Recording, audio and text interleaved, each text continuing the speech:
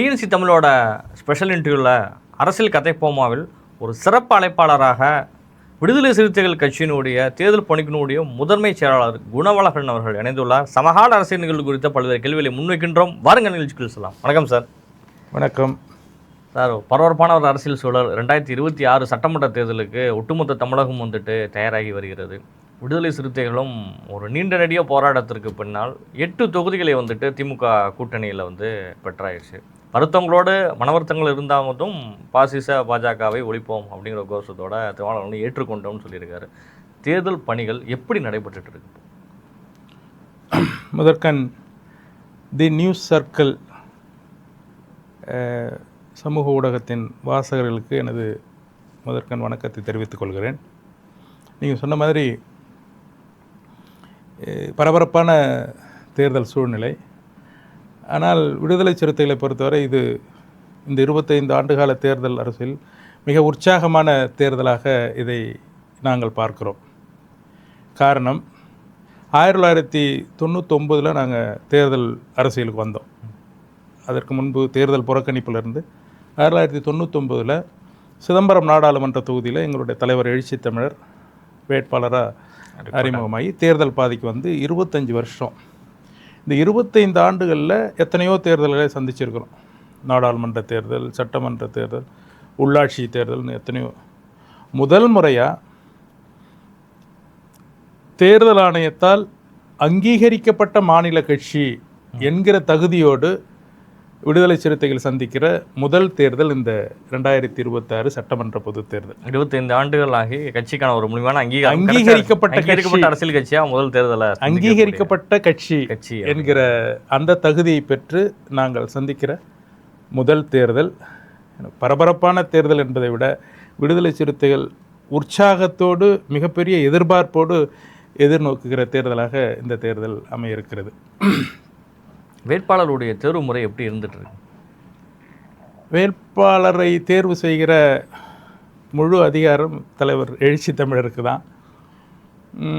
மற்ற கட்சிகள் மாதிரி வேட்பாளர் தேர்வில் வாய்ப்பு இல்லை அப்படின்னு சொல்லிட்டு வருத்தப்படுவதற்கான வாய்ப்பே விடுதலை சிறுத்தைகள் இல்லை என்பதற்கான ஒரு சான்றாக நான் எதை சொல்ல விரும்புகிறேன்னா, மற்ற கட்சிகளை போலவே விடுதலை சிறுத்தைகளில் ஒரு தேர்தல் நடவடிக்கையில் ஈடுபடுகிற, தேர்தல் அரசியல் ஈடுபடுகிற ஒரு அரசியல் கட்சி செய்கிற தேர்தல் நேரத்தில் விருப்ப மனு பெறுகிற ஒரு நடவடிக்கை தலைவர் அறிவித்தார். போன 21ஆம் தேதி 21/3/2026 24/3/2026 4 நாட்களுக்கு அந்த பணி திட்டம் ஒருங்கிணைக்கப்பட்டது. அந்த 4 நாட்களில் வந்த அந்த வரவேற்பு, அந்த எழுச்சி, அதை பார்த்துட்டு தலைவர் இன்னும் 2 நாள் கூடுதலாக கால நீட்டிப்பு பண்ணார். விருப்ப மனு வாங்குறதுக்கு அந்த கால நீட்டிப்பு நேற்றோட அதிகாரப்பூர்வமாக நிறைவு பெற்று விட்டது. ஆனால் இன்னைக்கு காலையிலையும் விருப்ப மனு செலுத்துகிற தோழர்களுடைய எண்ணிக்கை, நிர்வாகிகளுடைய எண்ணிக்கை கூடிக்கிட்டே இருக்குது. இந்த 8 தொகுதிகளுக்கான 8 தொகுதிகள் என்று தெரிந்த பிறகும் விருப்பம் இன்றைக்கும் அது தொடருது. அந்த விவரத்தை, அந்த புள்ளி விவரத்தை தலைவர் இன்னைக்கு முறையாக அறிவிப்பார். அந்த விவரம் தெரிஞ்சதுன்னா தலைவர் வேட்பாளர் தேர்வில் எந்த அளவுகோலை எடுத்து தேர்வு செய்தாலும் யாரும் அதில் வாய்ப்பு கிடைக்காதவர்கள் வருத்தப்படுவதற்கான வாய்ப்பே இல்லை என்கிற ஒரு புள்ளி விவரத்தை தலைவர் இன்னைக்கு மாலை அறிவிப்பார். அப்படி ஒரு அபரிவிதமான வரவேற்பு நாங்கள் விருப்ப மனு பெறுறதுலேயே இருந்துட்டு இருக்குது. அதனால் உங்களோட இந்த கேள்விக்கு இன்னைக்கு தலைவர் அந்த புள்ளி விவரத்தை அறிவிச்சிட்டாருன்னா உங்களுக்கு அதிலேருந்தே நீங்கள் ஒரு முடிவுக்கு வந்துடலாம். இறுதி வேட்பாளர் பட்டியல் ஃபைனலைஸ் ஆயிடுச்சுன்னு நினைக்கிறீங்களா? இல்லை, வேட்பாளர் பட்டியல் இறுதி செய்யப்படவில்லை. இல்லை. இப்போ வெளிவந்துட்டு இருக்க தகவல்லாம் ஒரு வித்தியாசமாக வெளிவந்துட்டு இருக்காங்க. அதிகாரப்பூர்வமாக தலைவர் எழுச்சி தமிழர் அவருடைய திருவாயால் அறிவிக்கப்படுகிற அந்த அறிவிப்பு தான் அதிகாரப்பூர்வ அறிவிப்பு. எந்த மாற்றம் ஆர்வம் இருக்கிறவங்க, இல்லை விருப்பம் இருக்கிறவங்க அவங்கவுங்க அது மாதிரி செய்திகள் வரும். தலைவர் அறிவிக்கிற வரை அது அந்த அறிவிப்பு தான் அதிகாரப்பூர்வமான கட்சியின் அறிவிப்பு. தேர்தல் ஆணையத்துடைய நடவடிக்கையெல்லாம் தொடர்ந்து பிரச்சனைக்குள்ளாகி வருது. வணிகர்கள்லாம் போராட்டம் பண்ணுறாங்க. பணம் கொண்டு போக முடியல, ஒரு நகை கொண்டு போக முடியல, எல்லா வகையிலையும் வந்துட்டு தேர்தல் ஆணையத்தினுடைய பிரச்சனை அதிகமாக இருந்தது. முதல் முறையாக சிலைகள்லாம் மூடப்பட்டுட்டு இருந்த சிலைகள்லாம் வந்துட்டு அனைத்து தேசிய தலைவருடைய சிலைகளும் மூடப்பட்டுட்டு இருந்தது. அதெல்லாம் இன்று வந்து விடுவிக்கப்பட்டிருக்கு. ரொம்ப நன்றி. ரொம்ப பொருத்தமான கேள்வி வந்து என்கிட்ட எழுப்பியிருக்கீங்க. இந்த நான் ஏற்கனவே சொன்ன மாதிரி இந்த 25 ஆண்டுகால தேர்தல் அரசியலில் முதல் முறையாக நாங்கள் வந்து தேர்தல் ஆணையத்தால் அங்கீகரிக்கப்பட்ட கட்சி என்கிற தகுதியோடு இந்த தேர்தலை எதிர்கொள்கிறேன்னு சொன்னோம் இல்லையா. 2024 நடந்த நாடாளுமன்ற பொதுத் தேர்தலில் 2 நாடாளுமன்ற தொகுதிகளில் எங்களுடைய சொந்த சின்னமான பானை சின்னத்தில் நின்று தலைவர் 1.25 லட்சம் வாக்குகள் வித்தியாசத்தில் வெற்றி பெற்றார். சிதம்பரத்தில் விழுப்புரத்தில் எங்கள் கட்சியுடைய பொதுச் செயலாளர் ரவிக்குமார் அவர்கள் கிட்டத்தட்ட 80,000 வாக்குகள் வித்தியாசத்தில் வெற்றி பெற்றார். இந்த மிகப்பெரிய வெற்றி இந்த 25 ஆண்டு காலம் தலைவருடைய கனவாக இருந்த தேர்தல் ஆணையத்தின் அங்கீகாரம் என்கிற அந்த கனவு நனவானது வந்து 2024 நாடாளுமன்ற பொதுத் தேர்தலில். நாங்கள் அங்கீகரிக்கப்பட்ட கட்சியாக மாறினதுக்கப்புறம் தான் தேர்தல் ஆணையத்துக்குள்ளே போய் எங்களால் அக்சஸ் பண்ண முடிஞ்சுது. தேர்தல் ஆணையத்தை நாங்கள் வெளியிலிருந்தே வந்து அவங்களோட நடவடிக்கையில் விமர்சனம் பண்ணிக்கிட்டு இருந்தோம் 99 இந்த முறை அங்கீகரிக்கப்பட்ட கட்சி என்கிற அளவில் எங்களுடைய எல்லா தேர்தல் ஆணையத்துடைய எல்லா நடவடிக்கையிலும் எங்களை அழைக்கிறாங்க. தமிழ்நாட்டில் 12 கட்சிகள் அங்கீகரிக்கப்பட்ட கட்சிகள், 6 தேசிய கட்சிகள், 6 மாநில கட்சிகள். அந்த 6 மாநில கட்சிகளில் நாங்கள் ஒன்று, திமுக, அண்ணா திமுகவுக்கு அடுத்து விடுதலை சிறுத்தைகள் என்கிற அந்த அடிப்படையில் எங்களை அழைக்கிறாங்க கூட்டங்களுக்கு, ஆலோசனை. அதில் வந்து நான் 2 இன்சிடெண்ட்டை குறிப்பிட்டு சொல்ல விரும்புகிறேன். ஒன்று, நீங்கள் குறிப்பிட்ட அந்த சிலைகள், அதுக்கு உண்மையாகவே சொல்கிறேன், அதற்கான முழு காரணமும் முழு பொறுப்பும் விடுதலை சிறுத்தைகளை தான் சேரும். அந்த சிலைகள் மூடுகிற அந்த கொடிக்கம்பங்களை அகற்றுகிற நடவடிக்கை இந்த தேர்தல் இல்லாமல் தேர்தல் ஆணையம் முடிவெடுத்ததற்கான முழு காரணமும் விடுதலை சிறுத்தைகளை தான் சேரும். ஏன்னா கடந்த மாதம், அதாவது மார்ச் மாதம் முதல் வாரத்தில் தலைமை தேர்தல் ஆணையர் ஞானேஸ்வரன் அவர்கள் வந்து இங்கே சென்னைக்கு வந்தார். சென்னைக்கு வந்து தமிழ்நாட்டில் இருக்கிற அங்கீகரிக்கப்பட்ட கட்சிகளுடைய பிரதிநிதிகளை அழைத்தார். எங்கள் கட்சியிலிருந்து கட்சியின் பொதுச் செயலாளர் ரவிக்குமார் அவர்களையும் தேர்தல் பணிக்குழுடைய மாநில செயலாளராக அப்போது இருந்த என்னையும் தலைவர் வந்து அந்த கூட்டத்தில் கலந்து கொள்வதற்கான அனுமதியை கொடுத்தார். நாங்கள் போய் கலந்துக்கிட்டோம். அப்போது எல்லாருக்கிட்டையும் டிஸ்கஸ் பண்ணாங்க. நாங்கள் வந்து ஒரு கேள்வியை முன் வச்சோம். தேர்தல் நேரங்களில் அரசியல் கட்சிகளோட கொடிக்கம்பங்களை அகற்றுறாங்க, தேசிய தலைவர்கள் பட்டியலில் இருக்கிற புரட்சியாளர் அம்பேத்கர் சிலை போன்ற அரசியல் கட்சியினுடைய தலைவர்களுடைய சிலைகளை மூடுறாங்க, அதுக்கான காரணம் என்ன அப்படின்னு சொல்லிட்டு ஞானேஸ்வரன் அவர்கிட்ட கேட்டோம். பல விஷயங்களை கேட்டோம். அதில் இது குறிப்பாக இந்த கேள்வியை கேட்டோம். நாங்கள் தேர்தல் பிரச்சாரத்துக்கு போகும்பொழுது நாங்கள் வழிகாட்டியாக ஏற்றுக்கொண்டிருக்கிற புரட்சியாளர் அம்பேத்கர் படம் பொறித்த துண்டறிக்கை எடுத்துன்னு போகிறோம். எங்கள் கட்சியோட கொடி அந்த துண்டறிக்கையில் இருக்குது. இதை எடுத்துன்னு போய் தான் நாங்கள் மக்கள்கிட்ட ஓட்டு கேட்குறோம்.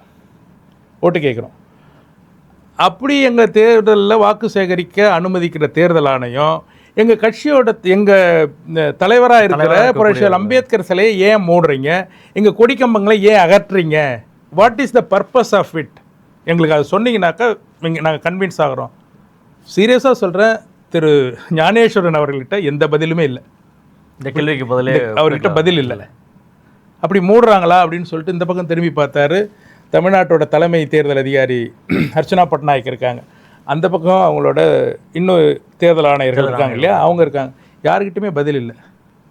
அதனால் எந்த காரணமும் இல்லாமல், எந்த நியாயமான காரணமும் இல்லாமல் தலைவர்களுடைய சிலையை மூடக்கூடாது. இது தமிழ்நாட்டில் மட்டும் தான் நடந்துட்டு இருக்கா? எல்லா மாநிலங்களும் நடக்குதான்னு சொல்லிட்டு எனக்கு தெரியல. நான் இங்கே போயிட்டு நான் அதை ஃபேஸ் பண்ணது, தேர்தல் நேரம்னாக்கா கொடிக்கம்பத்தை கரெக்டாக சொல்லிடுவாங்க. காரில் கொடி கட்ட முடியாது. ஆமாம், காரில் கொடி கட்டுறது போகிறது. அம்பேத்கர் சிலையை வந்து ரொம்ப மெனக்கட்டு போலீஸ் அதிகாரிகள் வந்து மூடுவாங்க.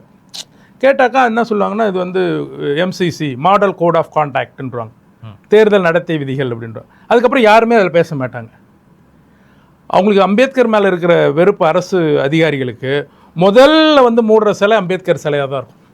முதல் அகற்ற கொடி வந்து விடுதலை சிறுத்தைகள் கட்சி கொடியாக தான் இருக்கும். அப்புறம் தேர்தல் அது எங்கேயோ கிடக்கும். அப்புறம் மீண்டும் தேர்தல் முடிஞ்சதுக்கப்புறம் அதை திறப்பாங்க, அந்த துணியை அகற்றுவாங்க, அதுக்கப்புறம் கொடி. அதுக்கு என்ன பர்பஸ் இருக்கணும் இல்லை, ஒரு வேலை செய்யும்போது அதுக்கான காரணம் இருக்கணும். சிலையை ஏன் மூடணும்? அந்த சிலையை அந்த படத்தை போட்டுக்கிட்டு தான் நாங்கள் ஓட்டு கேட்குறோம், எங்கள் கொடியை போட்டுக்கிட்டு தான் நாங்கள் ஓட்டு கேட்குறோம். அதுக்கு அனுமதிக்கிறவங்க இது ஏன் மூடுறீங்கன்னு அப்புறம்? ஏன்னா அரசியல் ரீதியாக தலைவர்களுடைய சிலைகளை வந்துட்டு எலெக்ஷன் டைமில் சேதப்படுத்தினா அது வந்துட்டு சமுதாய ரீதியாகவோ மத ரீதியாகவோ மோதல்களை ஏற்படுத்தும் அப்படிங்கிறதையும் ஒரு காரணமாக சொல்கிறாங்க.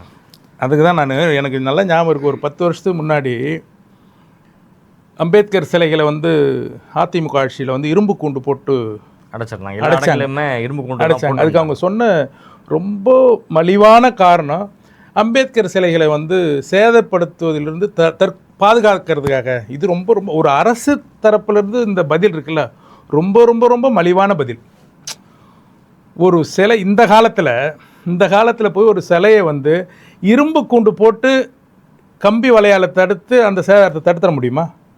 அப்போ தான் நான் சொன்னேன், துருப்பிடித்த இரும்பினால் புரட்சியாளர் அம்பேத்கருடைய அதாவது புலி விற்கிறவர் புண்ணாக்கு விற்பவர் கூட இன்றைக்கு சிசிடிவி கேமராவுக்குள் வந்து விட்டார். ஆனால் புரட்சியாளரின் சிலைகளை துருப்பிடித்த இரும்பினால் சிறைப்படுத்த நினைப்பது அரசின் இயலாமை அப்படின்னு நான் ஒரு 5-6 வருஷத்துக்கு அந்த சிலைகளை மூடும்போது சொன்னேன். அப்போது இன்றைக்கி இருக்கிற சிஸ்டத்துக்கு, இன்றைக்கி இருக்கிற செட்டப்புக்கு சிலை இருக்கா, உண்மையாகவே அரசுக்கு அதை பாதுகாக்கணுன்ற அக்கறை இருந்துச்சுனாக்கா சிலையை சுற்றி ஒரு 4 இடத்துல சர்வைலன்ஸ் கேமரா போட்டால் யார் குற்றவாளின்னு தெரிஞ்சிட போகுது. அந்த மாதிரி நீ ஹைடெக்காக இருக்கிற அதை பயன்படுத்தாமல் நான் போய் கூண்டு கட்டிடுறேன், நான் போய் துணியை வச்சு மூடுறேன்றது ஒரு தனிநபர் சொல்லலாம், ஒரு அரசாங்கம் அப்படி காரணம் சொல்லிச்சு. இப்போ எங்கேயுமே இரும்பு கூண்டு இல்லைன்னு வச்சிங்களேன், எல்லாத்தையுமே அகற்றியாச்சு. இப்போ திமுக அரசு வந்ததுக்கப்புறம் 2021 அப்புறம் எங்கேயுமே இரும்பு கூண்டு இல்லை அப்படிங்கிறதான். இரும்பு கூண்டு இல்லை, சிலைகள் ஃப்ரீ ஆகிடுச்சு. ஆனால் தேர்தல் ஆணையத்தோட எம்சிசியை காரணம் காட்டி, மாடல் கோட் ஆஃப் கான்டாக்டை காட்டி சிலைகளை மூடுறாங்க. அப்போ நாங்கள் இந்த கேள்வியை ஞானேஸ்வரன்கிட்ட வச்சோம். ஞானேஸ்வரன் திரும்பி பார்த்துட்டு அவர்கிட்ட எந்த பதிலும் இல்லை. சரி, நான் வந்து அதை பரிசீலிக்கிறேன்ட்டு தான் போனார் அவர், டெல்லிக்கு அவர் பரிசீலிக்கிறேன்னு சொல்லிட்டு போயிட்டார். அதன் பிறகு ஒரு 15 நாள் கழித்து தமிழ்நாட்டு தலைமை தேர்தல் அதிகாரி அர்ச்சனா பட்நாயக் அவங்க தலைமையில் மீண்டும் எங்களை கூப்பிட்டாங்க, பேச்சுவார்த்தைக்கு அடுத்து கூப்பிட்றாங்க, அடுத்த டிஸ்கஷன் கூப்பிட்றாங்க. முதல்ல சிஇசி லெவலில் இருந்துச்சு, அப்போ சிஇஓ லெவலில் தலைமை தேர்தல் அதிகாரி லெவலில் கூட்டம். அந்த கூட்டத்தில் நாங்கள் இதை கேட்டோம். அதுலேயும் பாருங்கள், அவங்க வந்து எங்களுக்கு அந்த இதை கொடுத்துருக்காங்க, என்னென்னா பட்டேல் காந்தி போன்ற தலைவர்களின் சிலைகளை அப்படின்ற மாதிரி. பட்டேலுக்கு தமிழ்நாட்டில் எங்கே சிலை இருக்குது? கிடையாது, சிலை கிடையாது. காந்திக்கு எங்கே வந்து சிலை இருக்குது? அந்த சிலை யார் போய் மூடுறாங்க? இங்கே இருக்கிறது சிலைன்னு பார்த்தீங்கன்னா ஒன்று தந்தை பெரியார், அதிக சிலைகள் இருக்குது, புரட்சியாளர் அம்பேத்கர், அம்பேத்கர் பெரியார், அண்ணா, முத்துராமலிங்க கூடிய சிலைகள் அங்கே இருக்குது. இப்போ நீங்கள் அவங்க பட்டேல்னு தேவையில்லாமல் ஒரு பேரை வந்து இங்கே திணிக்கிறாங்க. பட்டேல்னு யாருக்குமே தெரியாது, அவர் பெரிய தலைவராக இருக்கலாம், தமிழ்நாட்டில் சிலைகள் கிடையாது, சிலைகளும் கிடையாது, அவருக்கு படமும் கிடையாது அப்படின்னு போட்டிருந்தாங்க. அப்போ வந்து போன்ற அப்படின்னு சொல்லிட்டு இது மாதிரி அவங்க போன்றன்னு காட்டணும்னால யாரை போட்டிருக்கணும்? அம்பேத்கர், பெரியார், காந்தி போன்ற தலைவர் அப்படின்னு போட்டாக்கா அதில் வந்து அடக்கமாயிடுவார் பட்டேல் ஒரு வேளை இருந்தால். ஆனால் அவங்க போடுறதே வந்து காந்தி, பட்டேல் போன்ற தலைவர்கள். அப்போ அதை நாங்கள் கேட்டோம், இங்கே எங்கெங்கே பட்டேல் இருக்காங்க, நீங்கள் பட்டேலை கொண்டு இன்ட்ரடியூஸ் பண்ணுறீங்க? இல்லை அம்பேத்கர் அது போன்ற அதில் வந்துடுவார் அப்படின்னு சொன்னாங்க. நீங்கள் இங்கேருந்து சொல்கிறீங்க, ஃபீல்டு எக்ஸிக்யூட்டிவ்ஸ் இருக்காங்க பாருங்கள், டிஸ்ட்ரிக்ட் கலெக்டர்ஸ், டிஸ்ட்ரிக்ட் போலீஸ் சூப்பரிண்டென்ட்ஸ், அவங்க முதல்ல போயிட்டு அம்பேத்கர் சிலையை தான் மூடுவாங்க. ஏன்னா அம்பேத்கர் பேர் அதில் இல்லை, அதனால் அது பண்ணக்கூடாதுங்க. அது வந்து நீங்கள் சரி நாங்கள் சொல்கிறேன்னு சொன்னாங்க. நீங்கள் சொல்கிறேன்னு சொல்கிறது இல்லை, இப்போ எங்ககிட்ட சொன்னது மட்டும் இருக்குது, நாங்கள் எங்களோட பதிலை சொல்லிட்டோம். நாளைக்கு நீங்கள் ப்ரெஸ்ஸை சந்தித்து, பத்திரிகையாளரை சந்தித்து, இது மாதிரி தலைவருடைய சிலைகளை மூடக்கூடாது அப்படின்னு சொல்லிட்டு தேர்தல் ஆணையத்தின் சார்பாக தலைமை தேர்தல் அதிகாரி நீங்கள் ஒரு ப்ரெஸ் மீட். நான் அவங்க வச்ச கோரிக்கையை ரொம்ப சின்சியராக தலைமை தேர்தல் அதிகாரி அலுவலகம் நெக்ஸ்ட் டே ஒரு ப்ரெஸ் மீட் கொடுத்தாங்க. இந்த 2 நாள் கேப் இருக்குது பாருங்கள், முதல் நாள் நாங்கள் மீட்டிங் போனோம், அடுத்த நாள் ப்ரெஸ் மீட். இந்த 24 ஹவர்ஸ் கேப்பில் 3 இடத்துல சிலையை மூடிட்டாங்க, அம்பேத்கர் சிலை.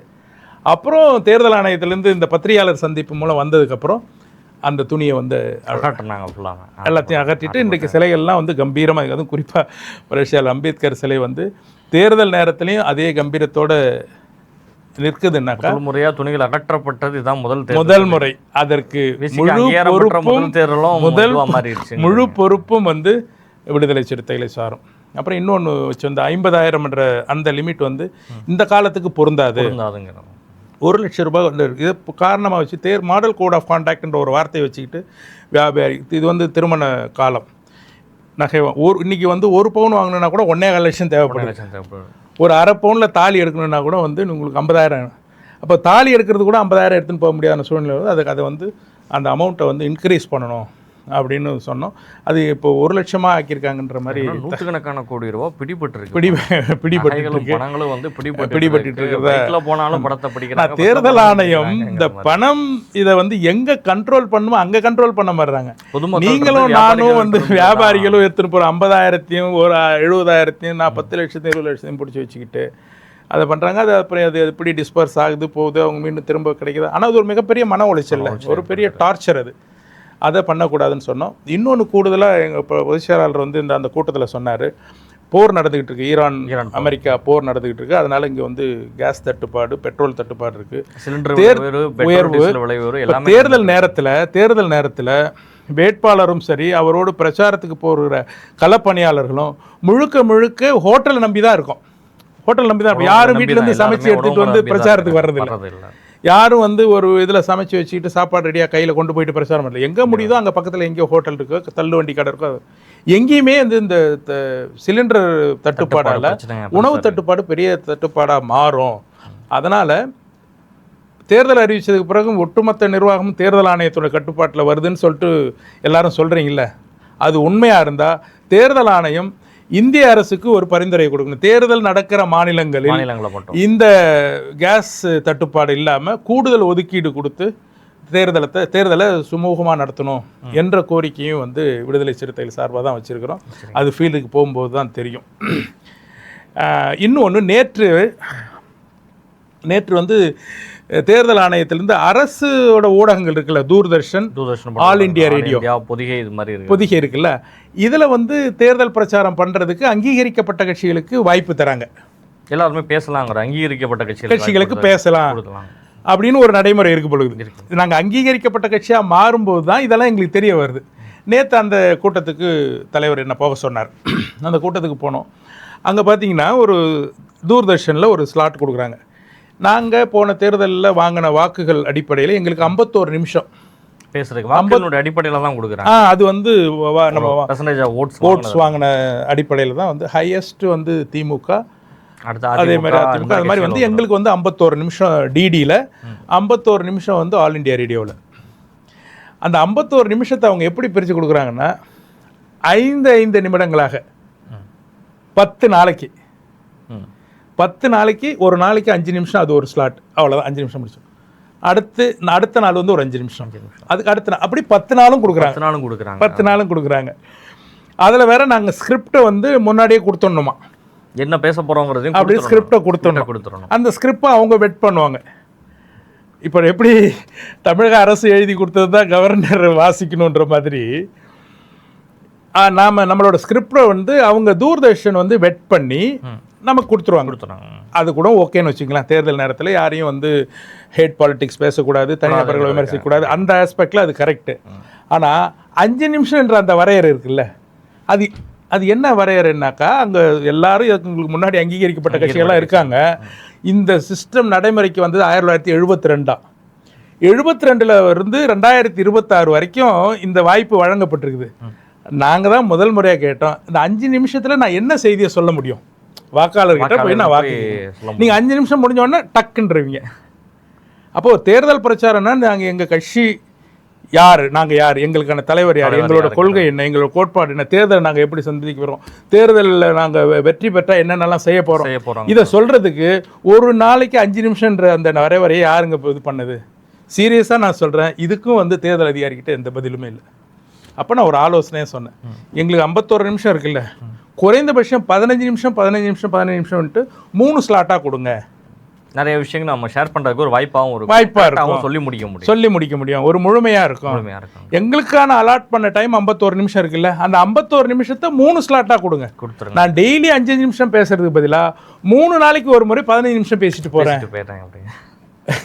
நம்முடைய மரியாதைக்குரிய அர்ச்சனா பட்நாயக் தலைமை தேர்தல் அதிகாரியோட அவங்க நான் இந்த கருத்தை அவங்க ரிசீவ் பண்ண விதம் சீரியஸாக அதை அக்செப்ட் பண்ணிக்கிட்டாங்க. பட் என்கிட்ட சொன்னாங்க, இந்த தேர்தலில் அதை நடைமுறைப்படுத்த முடியாது, உங்கள் எல்லாருமே இதை ஏற்றுக்கிட்டாங்க, அந்த 12 கட்சிகளுமே ஏற்றுக்கிட்டாங்க. இதை வந்து நாங்கள் தேர்தல் ஆணையத்துக்கு.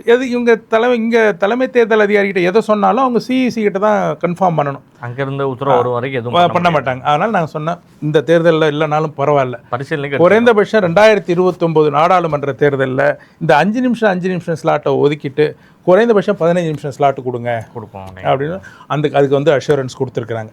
இது தூர்தர்ஷன். அதுக்கு அடுத்து ஆல் இண்டியா ரேடியோ. இந்த அதே ஹாலில் ஆல் இண்டியா ரேடியோ அவங்க இந்த 51 நிமிஷத்தை எப்படி பிரிச்சிருக்காங்கன்னா 15 நிமிஷம் 15 நிமிஷமா.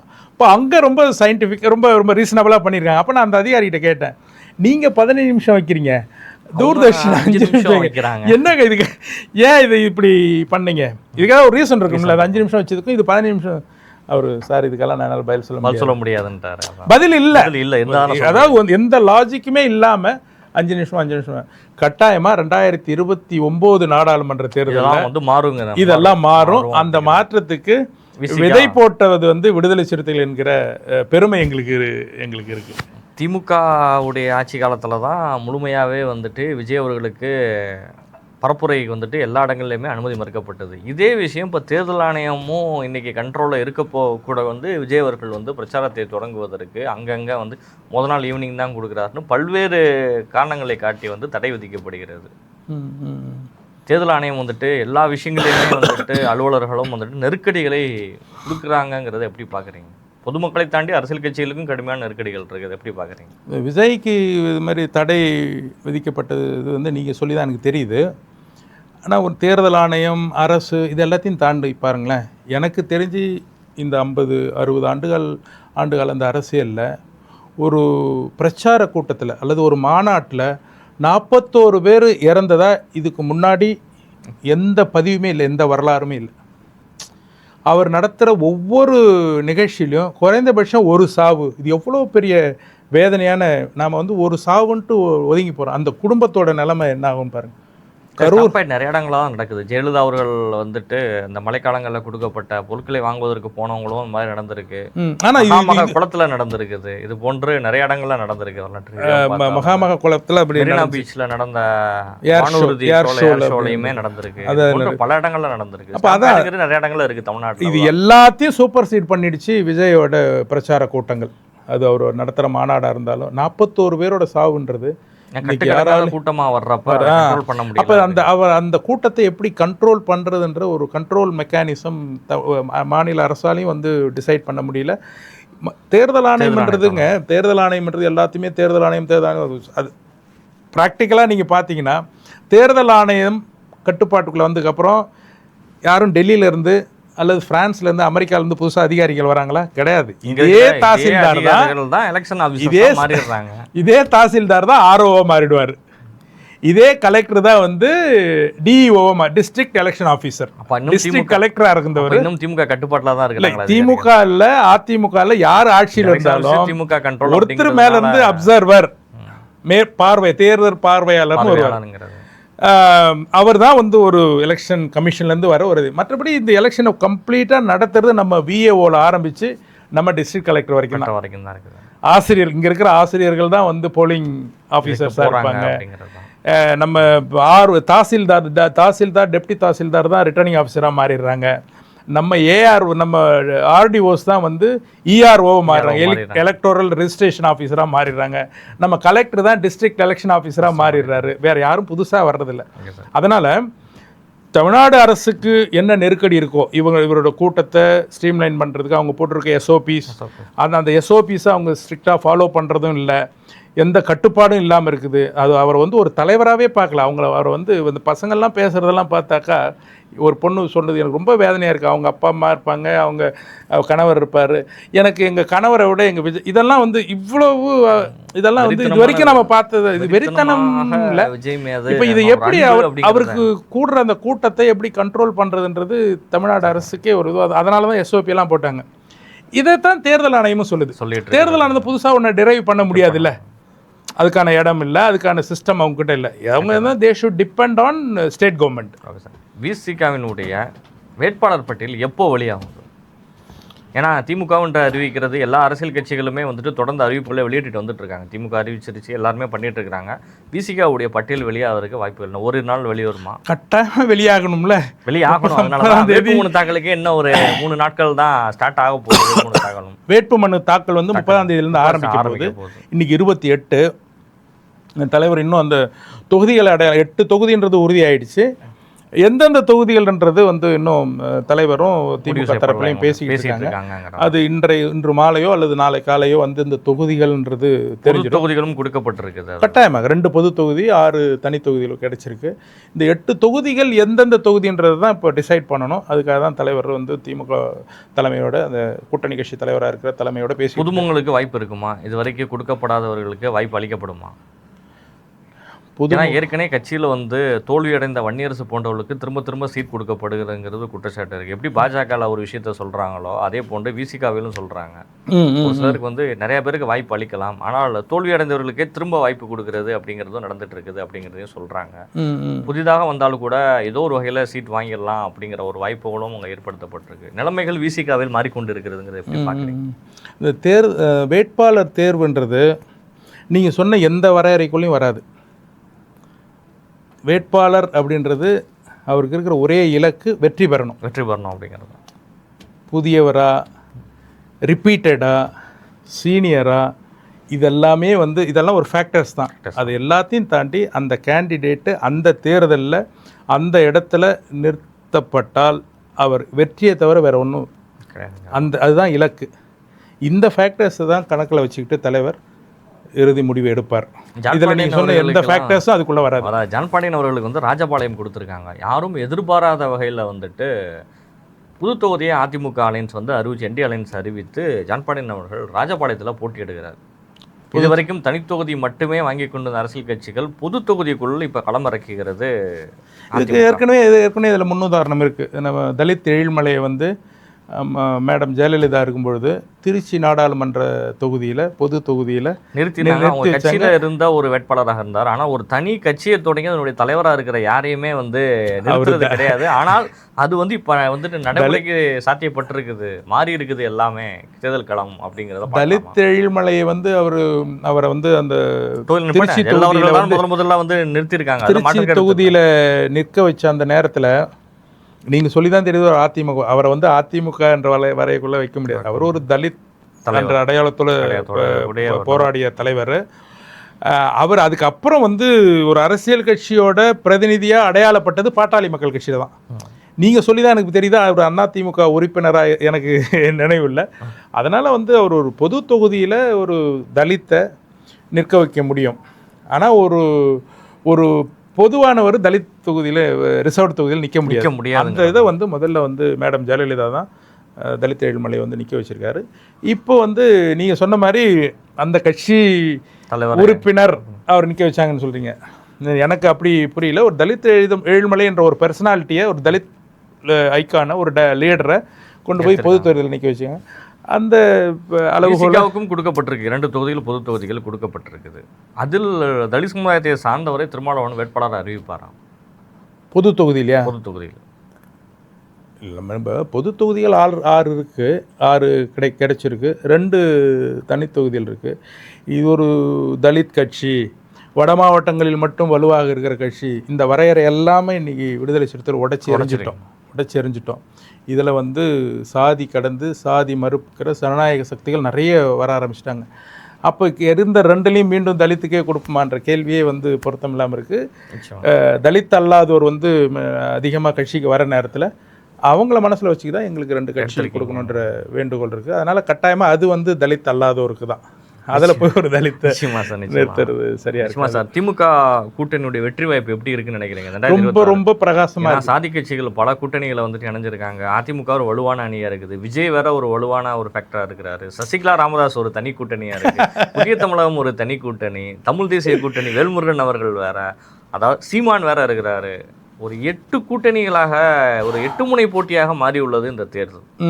இப்போ தேர்தல்ன்றது வந்து நம்பர் கணக்கு தான். நீங்கள் இப்போ விஜயை பற்றி நம்ம பேசுனீங்க, விஜய் பற்றி சொன்னீங்க, அவ்வளோ பாப்புலராக இருக்கிறாருன்னு சொல்லிட்டு அவர் ஓப்பனாக டிக்ளேர் பண்ணார், எங்கள் கூட்டணிக்கு வாங்க ஆட்சியில் பங்கு தரோன்னு சொன்னாங்க, அதிகாரத்தில் பங்கு தரோம், அப்படியெல்லாம் ஒரு ஓப்பனாக ஒரு இன்விடேஷன் கொடுத்தார், அழைப்பு கொடுத்தார். ஒரே ஒரு கட்சி சொல்லுங்கள் அவரோட போனது. திமுக ஆல்ரெடி ஃபுல்லாக இருக்குது, ஹவுஸ்ஃபுல்லாக இருக்குது. இருந்தாலும் அதை எக்ஸ்டெண்ட் பண்ணி வரவங்களை வந்து அப்போது திஸ் இஸ் த சிக்னல். இப்போ தேர்தலில் நிற்கிறவங்க வெற்றி பெறுகிற கூட்டணியில் தான் வேறு ஜெயிக்கிற குதிரையில் தான் பந்தயம் கட்டுவாங்கள்ல. அது மாதிரி திமுக ஆட்சியில் இருக்குது 5 வருஷம். எலெக்ஷனில் உங்களுக்கு தெரியாததில்ல, ஆன்டி இன்கம்பன்சின்றது ஒரு பெரிய ஃபேக்டர். ஆன்டி இன்கம்பன்சி இருக்கும் பொழுது கூடுதலான கட்சிகள் யாரை நோக்கி வராங்கன்னு பார்த்தீங்கன்னா திமுக நோக்கி தான் வராங்க. This is the very good sign that DMK கூட்டணி ஒரு மிகப்பெரிய வெற்றியை பெற்று மீண்டும் தமிழ்நாட்டில் ஆட்சி அமைக்கிறதுக்கான சிக்னல் தான் இது. அதனால் மிகப்பெரிய வெற்றியை திமுக கூட்டணி பெறும். மீண்டும் திமுக தலைமையில் முதல் முறையாக திருமாவளவன் அவர்கள் அதிகமான மன உளைச்சலுக்கு ஆனான ஒரு தேர்தலாக அந்த தேர்தலை பார்க்கலான்னு நினைக்கிறேன். அவரே வந்து வெளிப்படையாக வந்து ஒரு வீடியோ வெளியிட்டு சொல்லக்கூடிய நிலைமைக்கு 25 ஆண்டு கால அரசியலில் வந்துட்டு இது ஒரு நெருக்கடியான நிலை இருந்தாலும் வந்து இதை எதிர்கொண்டு நாங்கள் மீண்டு வருவோம், ஒன்று நாங்கள் கிங் மேக்கர் ஆகணும் இல்லை கிங்காக இருக்கணுங்கிற மாதிரி பேசியிருக்காரு திருமாவளவன் அவர்கள். இதை எப்படி பார்க்குறீங்க? இப்போ நாங்கள் சொல்கிறத விட இன்றைக்கி தமிழ்நாட்டில் இருக்கிற ஜனநாயக சக்திகள் பலரும் அதை சொல்கிறாங்க. தமிழ்நாட்டினுடைய அரசியல் திசை வழியை தீர்மானிக்கிற ஒரு தலைவராக இன்றைக்கு தலைவர் எழுச்சி தமிழர் இருக்கிறார். கமலஹாசனை உள்ளே கொண்டு வர்றதுக்கான அவர் அந்த அறிக்கையெல்லாம் நீங்கள் பார்த்துருக்கீங்க. இது வரைக்கும் தமிழ்நாட்டு அரசியலில் மட்டுமில்ல, அகில இந்திய அரசியல் தேர்தல் அரசியல் வரலாற்றில் இப்படி ஒரு தலைவர் அவர் சொல்லியிருக்கார் பாருங்க. வெறும் வந்து ஓட்டு அது மட்டும் வந்து ஒரு கட்சியோட இதை தீர்மானிக்காது, அவங்களுக்கு பின்னாடி இருக்கிற கருத்தியல் வலிமை அதை எல்லாத்தையும் கணக்கில் எடுத்துக்கணும் அப்படின்னு அது கிட்டத்தட்ட 4 பக்க அறிக்கை எழுதியிருக்கிறார். இது வரைக்கும் இந்தியாவில் வேறு எந்த அரசியல் கட்சி தலைவரும் நமக்கு சீட்டு கிடைச்சா போதும், அந்த கூட்டணியில் எனக்கு 10 தொகுதிக்கு பதிலாக 12 தொகுதிகள் கிடைச்சிச்சுன்னா பக்கத்தில் இருக்கிறவங்களை வந்து பற்றி கவலைப்படாத, அதுதான் தேர்தல் களம், அதுதான் தேர்தல் களம் அரசியல் கட்சிகளுக்கான தேர்தல். ஆனால் அந்த சூழ்நிலையில் நீங்கள் சொல்கிற மாதிரி மன உளைச்சலில் இருக்கிறாருன்னு நீங்கள் சொல்கிறீங்க, அது தலைவர் தான். அப்படியெல்லாம் அவர் இது மட்டும் இல்லை, தேர்தலில் அவர் என்னைக்கு வந்து விடுதலை சிறுத்தைகள் என்ற இயக்கத்தை 1990 உருவாக்குனாரோ ஒவ்வொரு நாளும் அவர் சிரிக்கிற நேரம் குறைவு தான். இது சீட்டு 8 சீட்டு அது கேண்டிடேட் கொடுக்கறது அது இல்லை. நீங்கள் ஒவ்வொரு நாளும் நான் இங்கே தலைமை அலுவலகத்துக்கு வந்து பாருங்கள், அந்த பக்கம் போகும்போது பாருங்கள், நள்ளிரவு 2 மணிக்கு 3 மணிக்கு 200 பேர் 300 பேர் காத்துக்கிட்டு இருக்காங்க. அவங்க யாரும் எனக்கு எம்எல்ஏ சீட்டு கொடுங்க, எனக்கு வந்து எம்பி சீட்டு கொடுங்க, எனக்கு ராஜ்யசபா, அது இல்லை. எனக்கு கட்சியில் ஒன்றிய செயலாளர் கொடுங்க, எனக்கு கட்சியில் ஒன்றிய துணை செயலாளர் கொடுங்கன்னு தான் 500 பேர் நிற்கிறாங்க தினம். ஏன்னா இன்றைக்கி கட்சியில் வந்து உத்தேச பட்டியலுங்கிற பேரில் நிறையா வந்துட்டு இருக்கு. கட்சியில் நிறையா பேருக்கு வந்துட்டு ஏற்கனவே இருக்கக்கூடியவர்கள் எஸ்எஸ் பாலாஜிலேருந்து வன்னியர்ஸ்லேருந்து எல்லாருக்குமே வந்துட்டு வாய்ப்பு இருக்குது. பாவலன் அவர்களுக்கு வாய்ப்பு இருக்குன்னு வருது. டிபிஐ தொடங்கிய மலைச்சாமி அவர்களுடைய மகன் வினோத்திற்கு வாய்ப்பு இருக்குன்னு நிறையா வந்துக்கிட்டே இருக்குது. ஆனால் திருமாவளவன் என்ன முடிவு எடுக்க போகிறாருங்கிறது தெரியல. அதில் இறுதி முடிவு வந்து தலைவர் எழுச்சி தமிழர் எடுக்கிற முடிவு தான். அந்த வேட்பாளர் அறிவிப்பில் தலைவர் எடுக்கிற முடிவு தான். கட்டாயமாக வந்து 8 பேரை அறிவிச்சே ஆகணும்.